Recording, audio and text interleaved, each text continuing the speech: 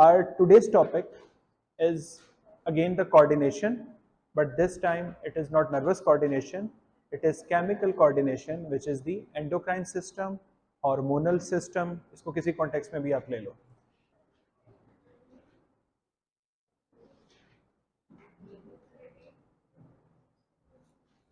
क्या नाम है इसका?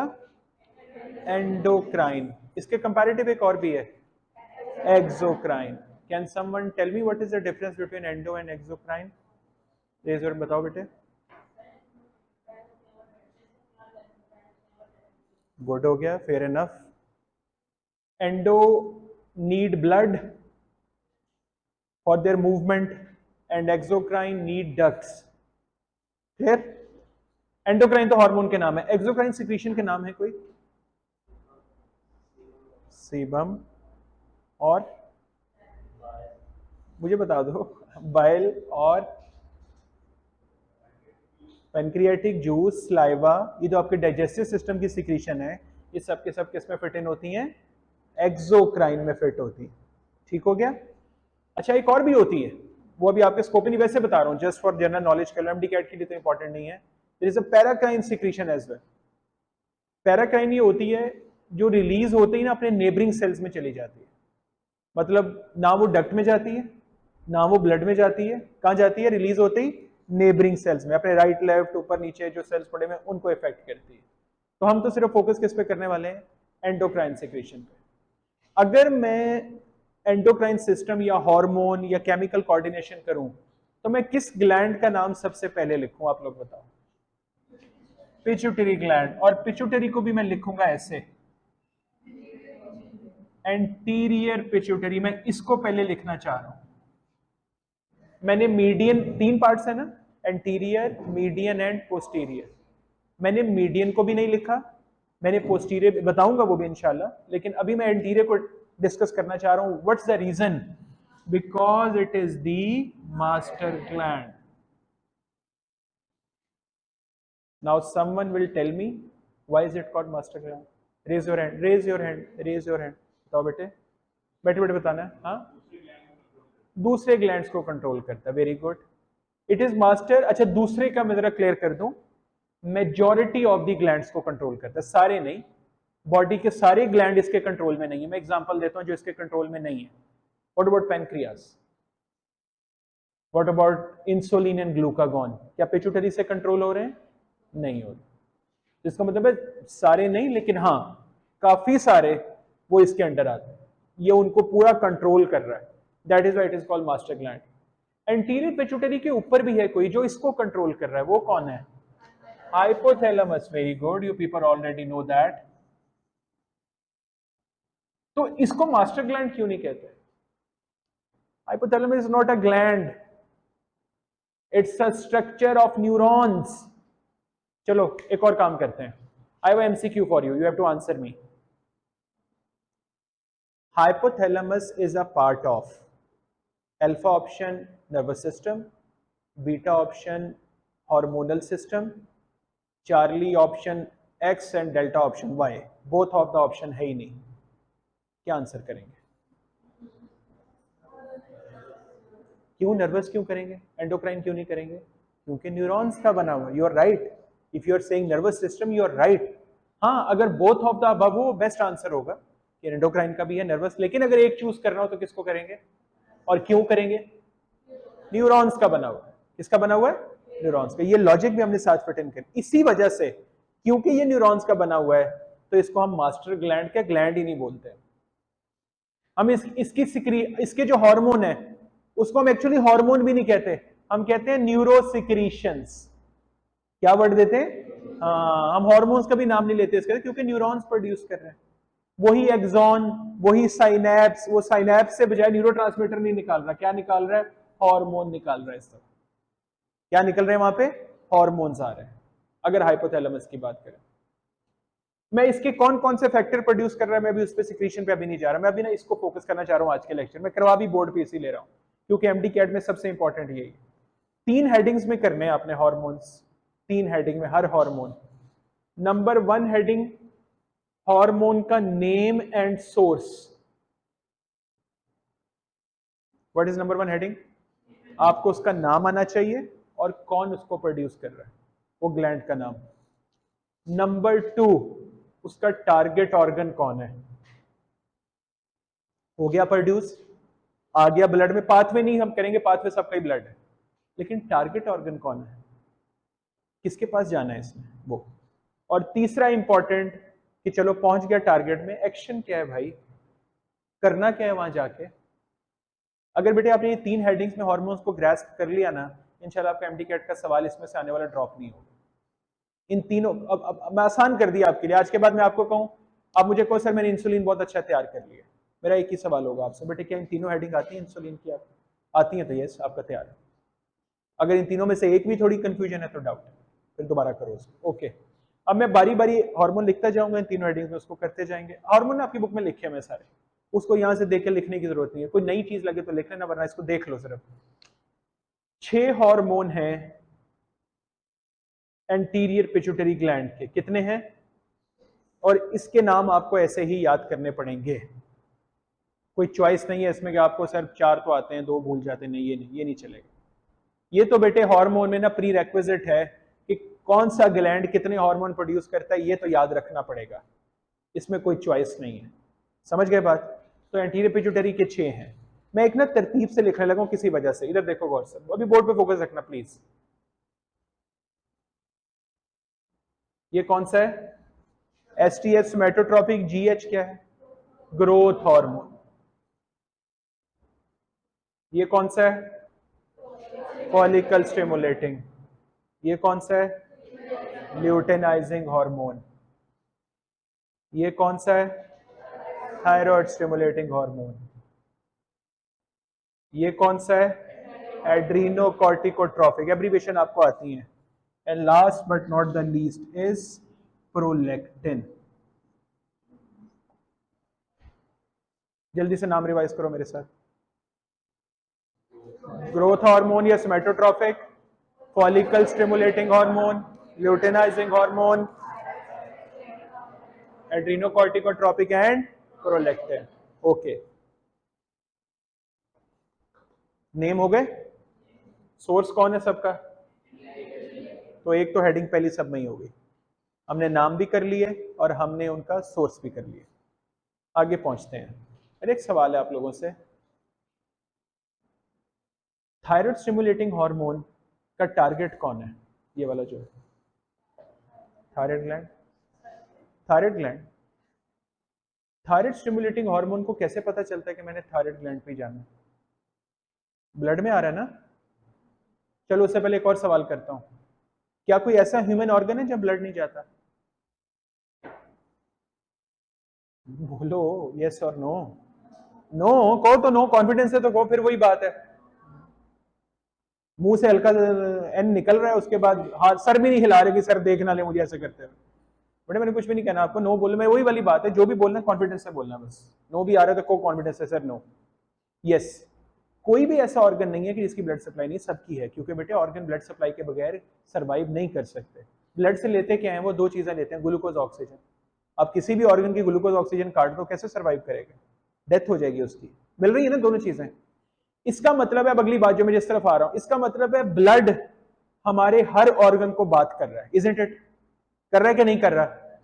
तो इसका मतलब है हमारा हर हार्मोन हर ऑर्गन को पहुंचेगा, इजंट इट, बोलो। थायराइड स्टिमुलेटिंग हार्मोन ने कोई झंडा नहीं पकड़ा हुआ थायराइड ग्लैंड का कि वो झंडा लाता जा रहा है कि थायराइड मुझे, मैं आ रहा हूं मुझे पकड़ को, ऐसा नहीं हो रहा। वो तो सिंपल ब्लड में आराम से सर्कुलेट करता हुआ जा रहा है, उसे क्या पता मैंने क्या लगना। वो तो पेनक्रियास को भी जाके टच करेगा, वो हार्ट को भी जाएगा, वो लिवर के पास भी जाएगा, वो किडनी के पास भी जाएगा, उसको कौन रोक रहा है, क्योंकि ब्लड की कोई, देखो ब्लड का कौन सा आरबीसी कहां जाना है ये तो कहीं सिलेक्ट नहीं होता ना, कोई भी आरबीसी कहीं भी जा सकता है। तो इस तरह सारे हार्मोन हर ऑर्गन पे जाएंगे, लेकिन कोई तो वजह है ना कि एक हार्मोन थायराइड स्टिमुलेटिंग सिर्फ थायराइड ग्लैंड पे जाता है, मतलब जाता सबके पास है, एक्ट थायराइड ग्लैंड पे करता है। एसीटीएच कहां एक्ट करता है, एड्रीनल कॉर्टेक्स पे। क्यों मैं कहूं एसीटीएच थायराइड पे एक्ट क्यों नहीं करता, अब मुझे बताओ आंसर। रिसेप्टर्स नहीं है, एब्सोल्युटली। अल्लाह ताला ने अगला काम क्या कर दिया है, अब मैं आंसर पता है क्वेश्चन क्या था एक्चुअली, क्वेश्चन ये था कि किसी भी हार्मोन का कोई टारगेट कैसे बनता है, because of presence of receptors. जब रिसेप्टर मौजूद होंगे वो हार्मोन जाके वहां पे लग जाए, अगर नहीं होंगे तो नहीं लगेगा। सबसे लंबा रूट पता कौन लेता है? ये लेते हैं दोनों। ये कहां से रिलीज हो रहे हैं? एंटीरियर पिट्यूटरी से होते होते होते वो पेल्विस में पड़े हुए हैं हमारे गोनेड्स, टेस्टिस एंड ओवरीज, वहां तक पहुंचना उन्होंने। सोचो कितना लंबा रूट है, पूरी बॉडी क्रॉस करनी है, रास्ते में सारे ग्लैंड ही पड़ने वाले हैं इनको, लेकिन कहीं भी नहीं लग रहे क्योंकि उनके लगने के लिए रिसेप्शन ही नहीं। बात समझ आ रही ना आपको? उनकी रिसेप्शन ही नहीं। ओके, अब अगली हेडिंग की तरफ आते हैं। पहले पहला हार्मोन कर रहे हैं, ग्रोथ हार्मोन या सोमैटोट्रोपिक हार्मोन। इसका टारगेट कौन है? दो चीजें हैं इसका टारगेट, एक तो बॉडी ऑर्गन्स और बोन्स। क्या दो ऑर्गन्स हैं? अच्छा क्या, सॉरी, दो टारगेट्स हैं, body organs and bones. Organ सारे ही, बोन सारे ही। मुझे एक बात बताओ यार कॉमन से, आपका आपने से किसका छोटा बहन भाई है? छोटे बहन भाई है, क्या उम्र है, एज कितनी है उनकी? 9 ईयर्स है। अब मुझे बताओ जो 9 ईयर भाई है, बहन है? भाई है। 9 ईयर का जो भाई है उसके हार्ट का साइज बड़ा है क्या आपके? आप उसकी बोन्स का साइज बड़ा है क्या आपका? एक 2 साल का बच्चा और एक 12 साल का बच्चा है। 12 साल का बच्चा तो नहीं होता, चलो बड़ा कर लो उसको, 22 साल का कर लो, 2 साल का और 22 साल का। तो 22 साल वाले बच्चे के, जो 22 साल वाले एडल्ट है उसके ऑर्गन्स का साइज बड़ा है कि 2 साल वाले का? हाइट आपको पता ही, बोन्स, हाइट, बोन्स, बोन्स भी उसकी बड़ी। अगर ये डिफरेंस है तो इसका मतलब है ये डिफरेंस क्यों है? इसकी वजह से। ये क्या, इसका नाम क्यों है ग्रोथ हार्मोन? क्यों है इसका नाम? ये ऑर्गन को और बोन्स में जाके इनकी ग्रोथ करवा रहा है। लेकिन बायोलॉजी में पता है एमडी कैट में इसका आंसर कैसे करना है कि ग्रोथ हो कैसे रही है? एक जवाब है दोनों के लिए, इंक्रीज प्रोटीन सिंथेसिस। क्या हो रही है? increase protein synthesis in organs and bones and that is caused by growth hormone। लेकिन अब इधर ही रोक लो अपने आप को, एक चीज कॉन्सेप्ट क्लियर, एमडी कैट में बेटे जरा टेस्टिंग होनी है, थोड़ी टेस्टिंग क्लियर। एमडी कैट साथ साथ लेकर आऊंगा दरमियान में। मैं आपको ये कह रहा हूं कि ग्रोथ हार्मोन बोन्स और ऑर्गन दोनों का साइज बढ़ाता है, बट ओनली इन चिल्ड्रन। अगर बड़े हो जाते हैं ना, जब बड़े, तो protein synthesis carries on in organs only, bones में नहीं होती। बड़े होने का मतलब समझते हो ना? जब एडल्टहुड आ जाता है, आप लोगों, मैं हूं, हम लोग अपने एडल्टहुड में आ चुके हैं, हमारी हाइट अब इससे ऊपर नहीं जानी, इजंट इट? हमारी जो हाइट अटेन होगी यही रहने वाली है, इससे ऊपर हम नहीं कर सकते। तो क्यों नहीं जा रही है? क्योंकि ग्रोथ हार्मोन ने बोन्स पे एक्शन करना खत्म कर दिया, बोन्स अपना लेवल ले चुके।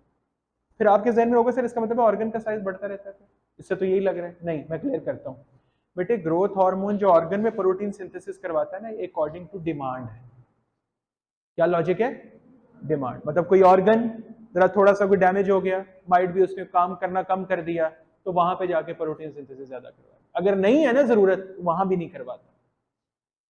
तो एक बात तो सिंपल कर लो कि एडल्टहुड अचीव होने के बाद ना ऑर्गन का साइज बढ़ता है ना बोन्स का साइज बढ़ता है। हाँ, लेकिन ग्रोथ हार्मोन अपनी प्रोटीन सिंथेसिस सिर्फ ऑर्गन में कैरी ऑन रखता है up to certain limit, up to certain conditions, बस। बात समझ आ गई आपको? एक और मिनट मजे की बात बताता हूँ आपको। आपको पता है ग्रोथ हार्मोन की प्रोडक्शन किस चीज से बढ़ती है? स्लीप से, सोने से। किससे बढ़ती है? मैं आपको बताता हूँ। जब बच्चा पैदा होता है ना, हम सब जब बिल्कुल अपने 1 दिन के थे, 2 दिन के थे, 1 महीने के थे, 20 से 22 घंटे सोता है। कोई उसको कहता तो नहीं है कि तुमने 20 से 22 घंटे सोना, उसको क्या समझ आएगी? कोई बच्चा क्या समझता है वो कैसे सो रहा है 20 से 22 घंटे? वो अल्लाह ताला ने उसकी बॉडी में मैकेनिज्म ऑन किया हुआ है, जितनी ज्यादा देर सोएगा उतना ज्यादा ग्रोथ हार्मोन प्रोड्यूस हो, और क्योंकि उसकी बॉडी को ग्रोथ की भी उतनी ही जरूरत है, इसीलिए जब हम बड़े होते जाते हैं तो हमारा स्लीप पीरियड क्या होता जाता है? कम होता जाता है। फिर एक लेवल में फिक्स, आजकल की एज में 6 to 8 आवर्स अब फिक्स हो गए। ग्रोथ हार्मोन बनेगा हमारे भी स्लीप की तरह, ऐसा नहीं नहीं बनेगा, लेकिन वो 6 to 8 आवर्स में वो इतना बनेगा कि हमें बस हल्की फुल्की जरूरत उसके काम हो जाएगी, इससे ज्यादा हमें चाहिए भी नहीं। अब पता लगे आप लोगों को लगे नहीं मेरी ग्रोथ नहीं हो रही, आज से मैंने इंशाल्लाह ज्यादा सोया करना चाहिए, ये ना सोचना शुरू कर दें। हो चुकी ग्रोथ इतनी। मैं मेंटल ग्रोथ की बात नहीं कर रहा, वो हमेशा होती रहेगी, फिजिकल ग्रोथ की बात कर रहा हूं, वो अटेन हो चुकी है। ठीक है, क्लियर होगी बात? ग्रोथ हार्मोन का नेम सोर्स हो गया, आपने टिक करवाना है। टारगेट हो गया, एक्शंस हो गए, प्रोटीन सिंथेसिस ज्यादा करना। ओके, इस पे आता हूं। इन दोनों का एक और नाम भी है, मिलके इनको बोलते हैं, गुड, गोनेडोट्रोफिक हॉर्मोन्स। क्यों बेटे? याद रखना, ट्रॉफिक लगा देना किसी के साथ, उस पे एक्ट कर रहे होते हैं। They both are acting on gonads, that's why they are called as gonadotropic hormones. Gonads मतलब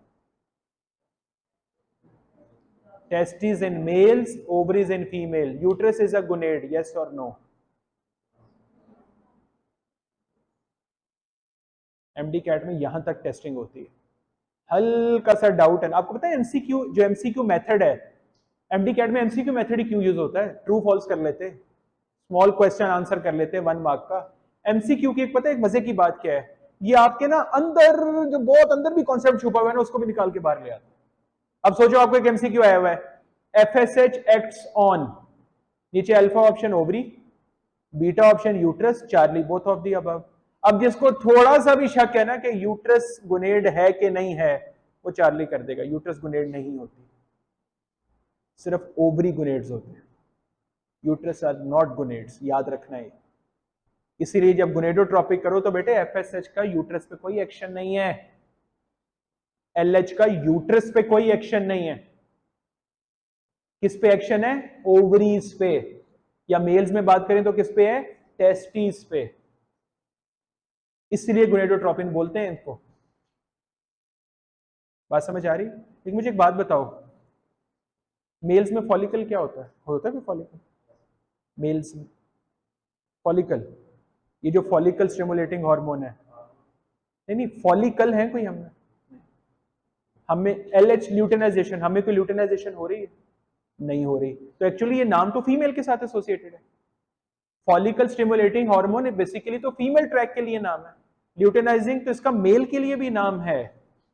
एफएसएच को मेल में कहते हैं एससीएसएच, सर्टोलाइज सेल स्टिमुलेटिंग हार्मोन, और मेल्स में एलएच को कहते हैं आईसीएसएच, इंटरस्टिशियल सेल स्टिमुलेटिंग हार्मोन। ये मेल्स में जस्टिफाई होता है नाम, मेल में इंटरस्टिशियल सेल होते हैं, मेल में सर्टोलाइज सेल्स होते हैं, तो मेल में ये नाम जस्टिफाइड है, फीमेल में एफएसएच और एलएच जस्टिफाइड। तो नाम का जरा ध्यान रखना, परेशान नहीं हो जाना कि एमडी कैट में या यहाँ टेस्ट में मैं जब आपको दूं तो नाम घुमा फिरा के दूं, परेशान नहीं हो जाना उसमें, एक ही बात हो रही। अच्छा जी, इनका क्या क्या कर लिया हमने? टारगेट हो गया, एक्शन में इसका भी नहीं करवा रहा, वो मैं करवाऊंगा रिप्रोडक्टिव सिस्टम। वो मैं अभी इसलिए नहीं करवा रहा, इसकी मुझे मुकम्मल आधा पौना घंटा लहदा से चाहिए, वो मैं आपको रिप्रोडक्टिव सिस्टम, हमारा इंशाल्लाह अगला मेरे ख्याल टॉपिक यही है मेरे ख्याल में। तो जब ये होगा ना, तो इसमें जब मैं रिप्रोडक्टिव साइकिल कराऊंगा ना, मेंस्ट्रुअल साइकिल की डिटेल, उसमें इंशाल्लाह मैं डिटेल से करवाऊंगा। उसमें मैं आपको और मैं आपको फिर बोलूंगा भी कि याद है हमने एंडो में छोड़ दिया था, तो इसको यहाँ पे फिक्स कर लो, तो उसको करना वहीं से, वो एंडो में भी आ जाएगा, नॉलेज फिट हो जाएगा। TSH, thyroid stimulating hormone, name source anterior pituitary, target क्या है? Thyroid gland only. कौन है? थायराइड, बस थायराइड ग्लैंड। जब टीएसएच थायराइड ग्लैंड पे एक्ट करता है, तो थायराइड ग्लैंड क्या प्रोड्यूस करता है? दो हार्मोन, T3 T4। वैसे तो आपको पता है ना, थायराइड 3 हार्मोन प्रोड्यूस करता है, तीसरा कैल्सिटोनिन भी, लेकिन मैंने कैल्सिटोनिन क्यों नहीं बोला? क्योंकि मैं आपको ये बता रहा हूं कि टीएसएच के अंडर ये कौन से हार्मोन प्रोड्यूस करते हैं। कैल्सिटोनिन टीएसएच की वजह से प्रोड्यूस नहीं होता, कैल्सिटोनिन कैल्शियम लेवल के साथ, वो इंशाल्लाह हम कल करेंगे। अभी मैं इस पे, अभी इधर देखो गौर से, मुझे बताओ इन दोनों में से थायरॉक्सिन कौन है? T4। बहुत दफा एमटी कैट में सवाल आया, thyroxine is T1 T2 T3 T4, option ये होता है। क्या आंसर है? T3 को भी थायरॉक्सिन नहीं बोलते, अगेन थोड़ा सा भी डाउट है ना, T3 टिक कर दोगे, डाउट नहीं होना चाहिए। आगे चलो, इधर देखो, आगे देखो, थायरॉक्सिन T3 T4 दोनों ही टारगेट टिश्यूज के पास जाते हैं। इसका टारगेट टिश्यू कौन है? अब मैं T3 T4 कर रहा हूं, ये दोनों आंसर मैंने किए TSH के लिए, ठीक है। इसका एक्शन क्या है? इस पे जाके ये थायराइड को स्टिमुलेट करता है कि वो क्या प्रोड्यूस करे, T3 T4। अब मैं T3 T4 पे आ गया हूं। T3 T4 का नेम हो गया थायरॉक्सिन, T4 का सोर्स क्या हो गया, थायराइड ग्लैंड। टारगेट कौन है? T4 T3 का टारगेट कौन है? Muscle liver. और कोई options? Almost all the body tissues. क्या है target? Almost all the body tissues. अच्छा एक मिनट, टारगेट बाद में, इसको मैं समझाता हूं। एक्शन क्या है? मेटाबॉलिक रेट को इंक्रीज करता है, वेरी गुड, ये इसका सबसे बेसिक एक्शन है। अच्छा इंक्रीज करना ना, मैं इस बात से मैं एग्री नहीं करता एक्चुअली। ऐसे एक्चुअली पता है कॉन्सेप्ट क्या है? T3 T4 normalizes the metabolic rate by increasing it। बात समझ आ रही? इंक्रीज करना तो फिर एबनॉर्मल हो गया ना। आप में और मुझ में इस वक्त मेटाबॉलिक रेट नॉर्मल है, so do we need T3 T4 right now? We do not need it. हमें नॉर्मल है ना यार। अगर ज्यादा हो जाएगा वो तो हीट निकलनी शुरू हो जाएगी जिस्म से, पसीने आने शुरू हो जाएंगे, वो तो एबनॉर्मल हो जाएगा। तो बेसिकली इंक्रीज का मतलब तो ये बनता है इंक्रीज इन मेटाबॉलिक बढ़ा दिया, तो बेसिकली बढ़ाता है कि कम से ज्यादा करता है। अगली बात मुझे बताओ, एक ही बंदे में सर्दियों में T3 T4 ज्यादा प्रोड्यूस होगा, गर्मियों में? सर्दियों में, क्योंकि सर्दियों में टेम्परेचर कम, मेटाबॉलिक रेट बॉडी का वही नहीं, एंजाइम का चैप्टर है। टेम्परेचर ज्यादा तो एक्टिविटी एंजाइम की ज्यादा, टेम्परेचर कम तो एक्टिविटी कम। तो टेम्परेचर कम तो एंजाइम, मेटाबॉलिक रेट है ही क्या, activity of enzyme in the cell. तो जब वो कम हो रही है तो अब T3 T4 की जरूरत है। तो एक ही बंदे में, मैं ये नहीं कह रहा नॉर्मली ज्यादा हो जाते हैं, लेकिन लेवल उनका थोड़ा सा ज्यादा रहता है ताकि बॉडी में हीट प्रोड्यूस होती रहे, हमारी बॉडी डिक्रीज मेटाबॉलिक रेट से मर ना जाए, कहीं सेल की डेथ ना हो जाए। लॉजिक समझ रहे हो? इसमें एक और फंक्शन है इसका T3 T4 का जो बहुत ज्यादा मजे का फंक्शन है। ये तो पहले कर लिए, increase BMR, increase basal metabolic rate, increase brain growth in foetus. क्या फंक्शन है? क्या फंक्शन है? इंक्रीज ब्रेन ग्रोथ, लेकिन एडल्ट्स में नहीं। किसमें? फीटस क्या होता है? Before birth. A human being before birth in the belly of mother is called as foetus. वो हर ह्यूमन बीइंग है, हम भी रहे हैं, हर ह्यूमन बीइंग है जो मदर की वूम में रहता है 9 मंथ्स और सो, और उसके बाद देन बॉर्न। ये हमारा प्रोसीजर है, अल्लाह ताला की तरफ से ऐसा ही है, ऐसा ही होता रहेगा, हमेशा ऐसा ही होता है।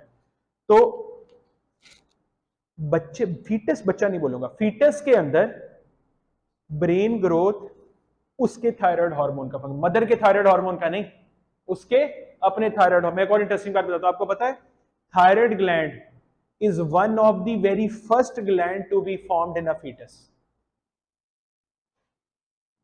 थायराइड ग्लैंड इज, पिट्यूटरी भी अभी इतना अच्छा नहीं बना होता, जितना अच्छा कौन काम करना शुरू कर देता है? Thyroid gland. ये हम सब में सबसे पहले थायराइड ग्लैंड बना है जब हम मदर की बेलीज में थे, उसके बाद बाकी आए हैं इधर उधर से, बाकी डेवलप बाद में किए। और उसके रीजन देखो, काम देखो ना क्या हो रहा है, वो मेटाबॉलिक, बच्चे फीटस में ये काम नहीं, फीटस में क्या काम चल रहा है? ओ यस, ब्रेन ग्रोथ। मैं एक एग्जांपल दूं आपको, एक ऐसा बच्चा जो पैदा हुआ लेकिन उसकी अपनी फीटल लाइफ के अंदर उसका थायराइड हार्मोन प्रोड्यूस नहीं हुआ था, तो ऐसे बच्चे की डिजीज का नाम क्रिटिनिज्म होता है। आपने पढ़ी भी हुई, हम डिजीजेज है नहीं तो, अगर डिजीजेज होती ना, मैं चौथी हेडिंग में लिखता है डिजीज, वो मैंने लिखी हमारे कोर्स में नहीं, लेकिन मैं वैसे लिंक कर रहा हूँ यहाँ समझाने के लिए। क्रिटिनिज्म का बच्चा कैसा होता है? क्या उसकी बॉडी की ग्रोथ कम होती है? नहीं, वो तो किसने करवानी है, उसका ग्रोथ हार्मोन तो ठीक आ रहा है, वो उसका कद भी सही बढ़ता है, उसकी हाइट भी ठीक है, लेकिन मेंटली थोड़ा सा क्या होता है पीछे, रिटार्डेड नहीं बोलूंगा, पीछे होता है अपनी एज से। ऐसे बच्चे पता क्या होते हैं, मतलब जैसे ऐसा बच्चा अगर 2 क्लास में है तो हाइट वाइज वो 2 क्लास में ही है, लेकिन मेंटली उसमें इतनी कैपेबिलिटी नहीं है, मेंटली वो बेचारा नर्सरी या प्रेप में है, और उसका कसूर नहीं है, उसमें नहीं प्रोड्यूस हुआ, वो उस लेवल पे अंडरस्टैंड कर ही नहीं सकता, वो हमेशा अपनी क्लास से 3-4 साल पीछे रहता है। हमेशा ऐसे रहता है। आप में से की मेजोरिटी को ये तो नहीं लग रहा आपका थायराइड हार्मोन नहीं था फीटल लाइफ में? ऐसा नहीं समझना शुरू कर देना, आप ठीक लेवल पे बैठे हुए, परेशान नहीं होना इसमें। थायराइड हार्मोन बड़े इंटरेस्टिंग हार्मोन है मेडिकल स्टूडेंट्स के लिए। अभी मैं उसकी डिजीज पे नहीं गया। अगर मैं हाइपो और हाइपरथायराइड करवाता ना, जब मैं हाइपोथायराइड करवाता होता हूँ ना, 90% मेडिकल स्टूडेंट थिंक हम ही हाइपोथायराइड है, ये हम ही है। हाइपोथायराइड के फीचर ऐसे ही हैं, वेट बढ़ता जा रहा है, नींद ज्यादा आ रही है, लिथार्जी, वो कहते हैं मौत पड़ना काम करने, वो है सारा। वो फीचर हाइपोथायराइड की होती है। हर बच्चे को लगता है मैं ही, ये मैं ही हाइपोथायराइड में। खैर, ये थायराइड ग्लैंड, ठीक है। तो मुझे बताओ थायराइड ग्लैंड का नेम और thyroid hormone name. Source thyroid gland, target all body tissue generally, action दो, इंक्रीज बीएमआर और इंक्रीज ब्रेन ग्रोथ। अच्छा, increase brain growth after birth किसका काम? बिफोर बर्थ थायराइड का, after birth growth hormone STH. ये तो कोई भी ऑर्गन में लगा दो एमसीक्यू के लिए। Increase heart growth, increase pancreas growth, increase stomach growth, कोई भी फिट कर दो, वो किसका काम है? एसटीएच। वो एसटीएच सिर्फ ब्रेन ग्रोथ, वो भी पैदा होने से पहले। क्वेश्चन बेटे, कोई क्वेश्चन? ओके, इधर देखो, आगे आते हैं। एसीटीएच नाम बोलो, इसका नाम बोलो पूरा। एड्रीनोकॉर्टिकोट्रॉफिक। हमने इसको बोला था गोनेडोट्रॉफिक, ये है कॉर्टिकोट्रॉफिक। इसका मतलब है एड्रीनल कॉर्टेक्स पे एक्ट करेगा। किस पे एक्ट करेगा?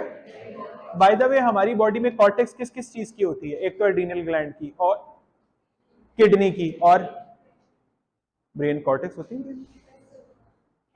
नहीं वो, हाँ ठीक है चलो ले लेते, लेकिन वो कॉर्टेक्स उस तरह की कॉर्टेक्स नहीं, वो आते, चलो ले लिया उसको भी। और मतलब मैं उस कॉर्टेक्स की बात करूं जिसके साथ मेडल्ला भी होता है। किडनी में कॉर्टेक्स मेडल्ला भी है, एड्रीनल ग्लैंड में कॉर्टेक्स मेडल्ला भी है। एक और चीज है लिम्फ नोड। लिम्फ नोड का स्ट्रक्चर भी बिल्कुल किडनी के, छोटे किडनी की तरह का होता है। उसमें भी होता है आउटर कॉर्टेक्स, इनर मेडल्ला, वहां पे करेंगे हम। खैर, ये कुछ किस कॉर्टेक्स पे एक्ट करता है? एड्रीनल कॉर्टेक्स पे। कर दिया, टारगेट पता लग गया। एक्शन क्या है? ये जब उस पे एक्ट करता है एड्रीनल कॉर्टेक्स पे, मैं लिख रहा हूं यहां पे एड्रीनल कॉर्टेक्स, तो इस पे एक्ट करके ये 4 हार्मोन्स प्रोड्यूस करवाता है। कितने? इधर देखो गौर से, जब टीएसएच ने थायराइड पे एक्ट किया था तो कितने हार्मोन प्रोड्यूस करवाए थे? 2। तो अब एसीटीएच जब एड्रीनल कॉर्टेक्स पे एक्ट करता है तो कितने हार्मोन प्रोड्यूस करवाता है? 4। अब मैं उसके तरतीब से नाम लिखने लगा हूं, ये बोर्ड पे लिखा रहेगा, बाद में नोट कर लेना। अब इसको सुन लो, वही वाली बात जो मैंने पहले लेक्चर में की थी कि मुझे इस पे फोकस करना जरा। मैं तरतीब से लिख रहा हूं किसी वजह से, और इसके एमसीक्यू भी करवाऊंगा अभी। Cortisol, aldosterone, corticosterone, adrenal androgens.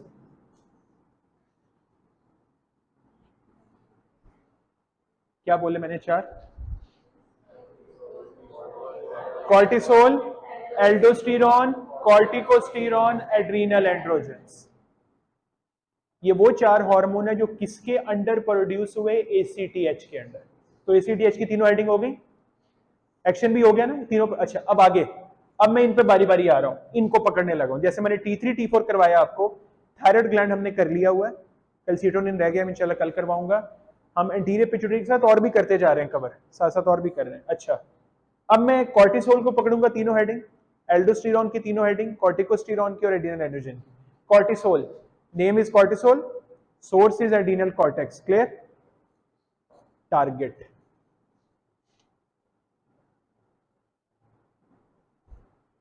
Cortisol का टारगेट 2 चीजें होती हैं, लिवर एंड मसल। क्या होती हैं? Liver and muscle. करवाता क्या है? इसका एक और नाम भी है, इसका फंक्शनल नाम है, इसको कहते हैं ग्लूकोकॉर्टिकॉइड। क्या कहते हैं? ग्लूकोकॉर्टिकॉइड। क्या मतलब है इस बात का? ग्लूकोज लेवल इंक्रीज करता है, ठीक। अगर आपको, अब तो नाश्ता किए हुए काफी देर होगी, नहीं अभी तो थोड़ी टाइम ही होगा, अब तो अभी आए हो, मुझे बहुत देर होगी, मैंने सुबह 5:15 नाश्ता किया था, तो इस वक्त आई थिंक 10 बजने के करीब टाइम होगा। तो डेफिनेटली मेरे ब्लड में मैं तीसरा लेक्चर ले रहा हूँ आज का, तो मेरे ब्लड में definitely blood glucose level down होगा।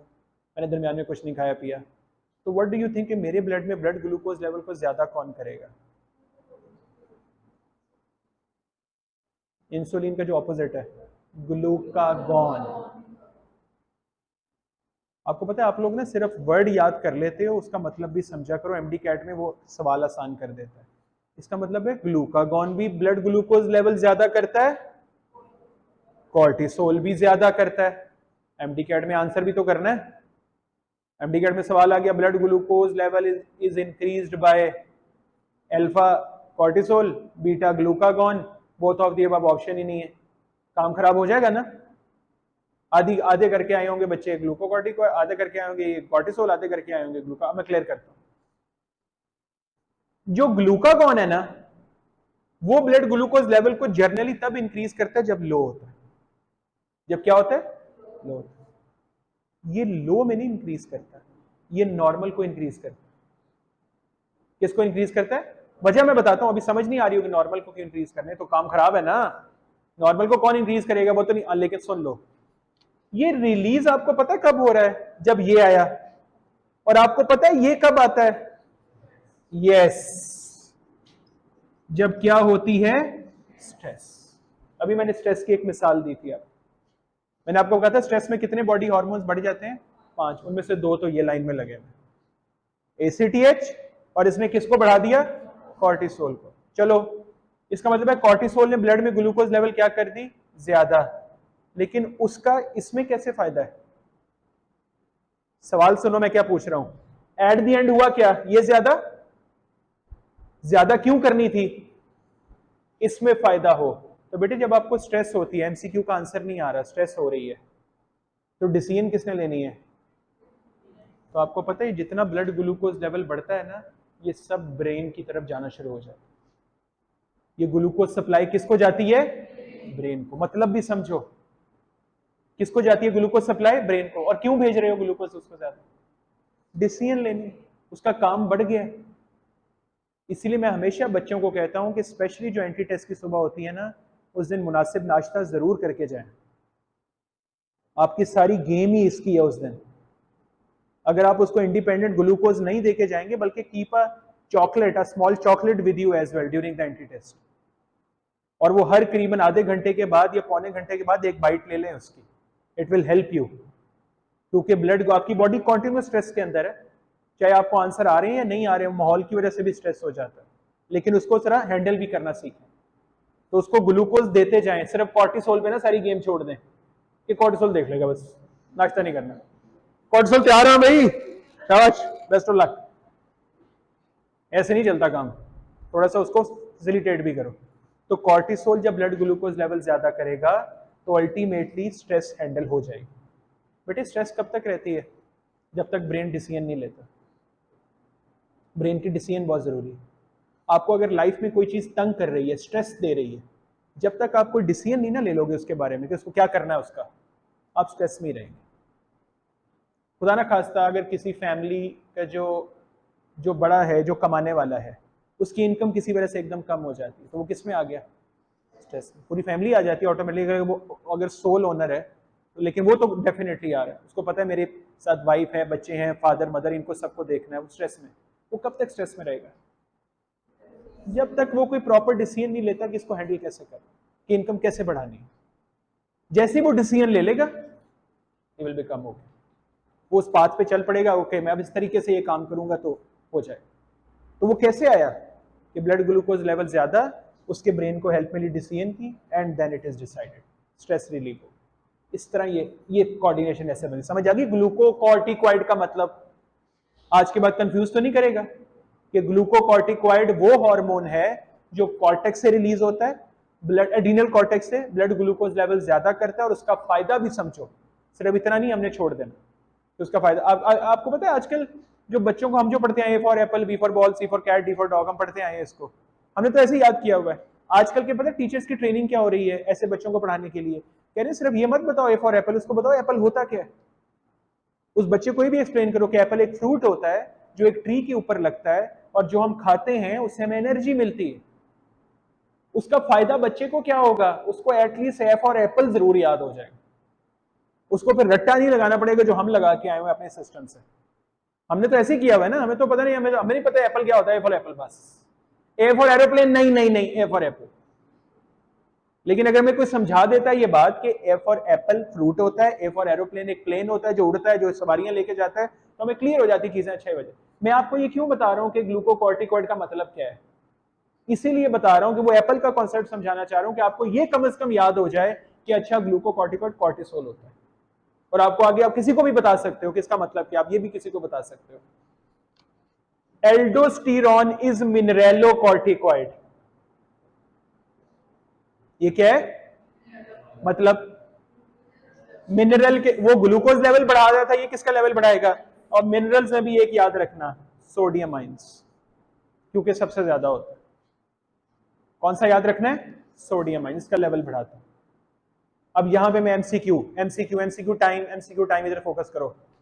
एक टर्म ना बायोलॉजी में याद रख लो, 3 या 4 चैप्टर्स में काम आएगी, डिफरेंट, ऑस्मोलैरिटी। मुझे पता आपको केमिस्ट्री की डेफिनेशन आती होगी इसकी, मुझे नहीं पता उसकी डेफिनेशन केमिस्ट्री में क्या है, मैं आपको बायोलॉजी में एक बात क्लियर कर दूं। Osmolarity means number of solute particles. क्या है जी, number of solute particles. Solvent नहीं बोल रहा, क्या बोल रहा हूं, सोल्यूट पार्टिकल्स। अब जरा मैं 3 टर्म्स बोलने लगूं, मुझे आपने बतानी है। Normo osmolar, solute is equal to solvent, ठीक। Hyper osmolar, solute is more than solvent. Hypo osmolar, solute is less than solvent. तो ये हाइपर, नॉर्मो, हाइपो, ये टर्म्स किस बेसिस पर डिफाइन किए हैं, सोल्यूट के अकॉर्डिंग डिफाइन किए। Clear, sodium is a solute, ion सारे सोल्यूट होते हैं, सोडियम क्या है, सोल्यूट। क्लियर हो गई। अब मुझे जरा एक बात बतानी है, अब गौर से सवाल सुनो, एमडी कैट का सवाल है, मैं पहले उर्दू में बोल देता हूं फिर इंग्लिश में बोल दूंगा।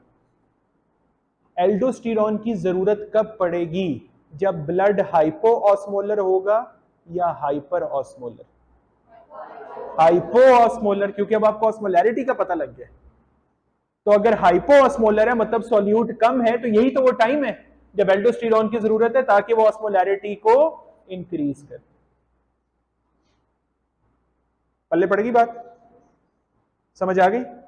और कब जरूरत नहीं है एल्डोस्टेरॉन की, जब हाइपर, या नॉर्मो या हाइपर, दोनों सूरतों में जरूरत ही नहीं। और यहीं पे एक इसका ऑपोजिट भी है, एडीएच, वो पोस्टीरियर, अभी लिखा नहीं, हम इंटीरियर कर रहे हैं ना, वो पोस्टीरियर पिट्यूटरी में आता है, बनाता हाइपोथैलेमस है, देता है पोस्टीरियर पिट्यूटरी को जो उसको स्टोर कर लेता है। खैर, ADH stand for anti diuretic. What is the function of ADH. अगर एल्डोस्टेरॉन सोडियम बढ़ा रहा है ब्लड में, तो एडीएच ब्लड में वाटर बढ़ाता है। आसान करो चीजों को, वो ब्लड में क्या बढ़ाता है, मतलब सॉल्वेंट। समझ में मैं कहां जा रहा हूं। तो इसका मतलब है कि एडीएच की जरूरत कब पड़ेगी, जब ब्लड हाइपो ऑस्मोलर है कि हाइपर ऑस्मोलर है। Hyper osmolar, opposite to aldosterone. जब हाइपो ऑस्मोलर था, सोल्यूट कम था, तो एल्डोस्टेरॉन ने सोडियम ज्यादा कर दिया। लेकिन जब हाइपर ऑस्मोलर है मतलब सॉल्वेंट कम है, सोल्यूट ज्यादा है, तो अब किसकी जरूरत है, एडीएच की, तो एडीएच आके वाटर ज्यादा कर दे। तो दोनों को ऑपोजिट याद रखना, गलती नहीं होगी। ये एज अ रिजल्ट भी आ सकता है, मुझे बताओ। Aldosterone makes the blood hyper osmolar, makes, जरूरत थी जब हाइपो था, लेकिन जब आ गया तो अब क्या बना दिया, हाइपर।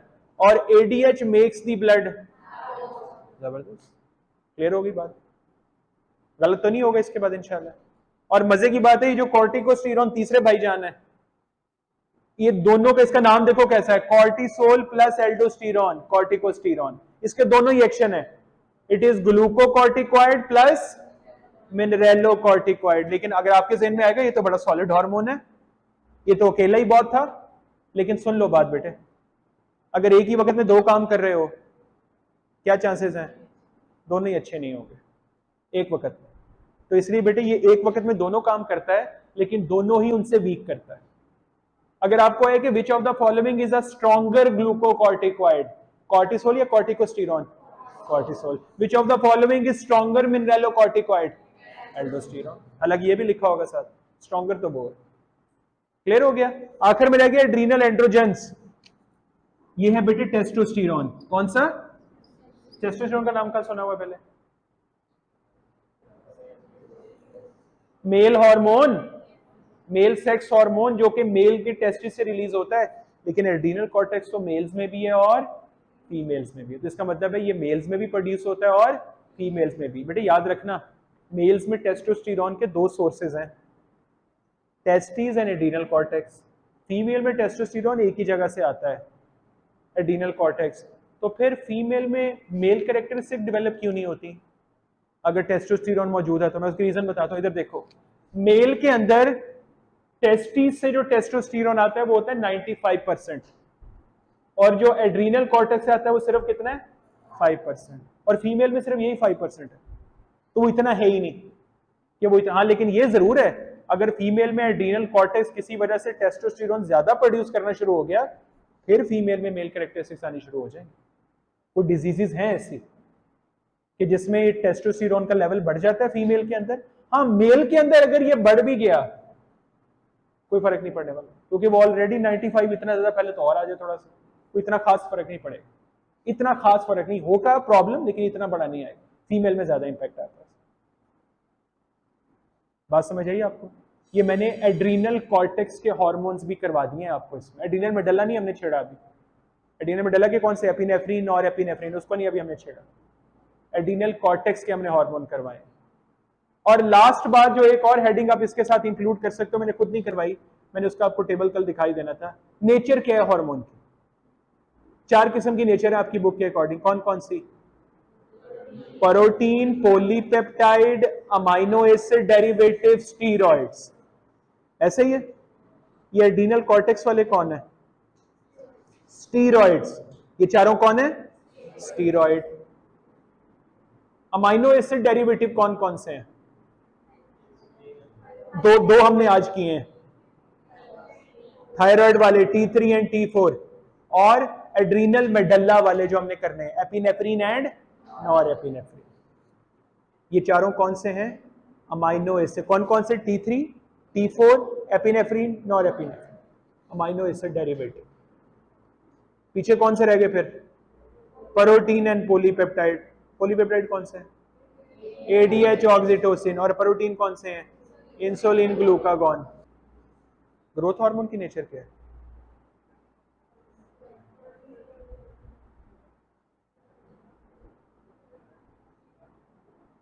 सर ग्रोथ हार्मोन की नेचर है